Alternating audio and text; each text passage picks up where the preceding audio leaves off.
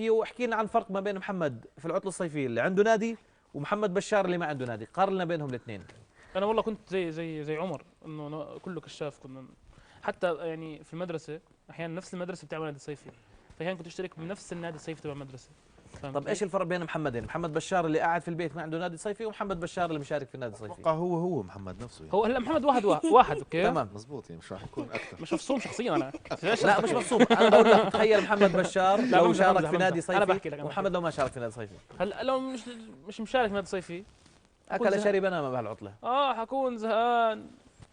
وشو بس بتسموها في انتم العاب في العاب بالسعوديه حتى لو لما هيك في كلمه انه زهقان يا اخي طفشان. طفشان يا اخي. بالصيف الساعة 6 لازم يصحى. يا اخي طفشان يا اخي هيك. طيب. كل شوي بشوف وشو اسمه زهق يا اخي على الفاضي.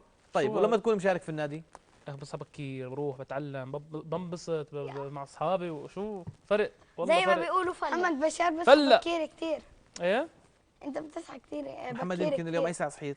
ابكر واحد بصحى. على كل حال محمد بشار بغض النظر اي ساعه صحي هو حاب يشارك في النوادي الصيفيه ويكون من الناس اللي مبسوطين بحياتهم اليوميه في العطله يعني الصيفيه أسئلتك محرجة. بالنوادي الصيفيه ايضا، ومو من الناس الطفشانين ولا زهقانين ما عندنا شيء نعمله. شو هذا اكيد النادي الصيفي فيه إلنا خير، لانه بنعبي وقت فراغنا بشيء مفيد وممتع وجميل. احنا وياكم حبايبنا الحلوين كمان وقت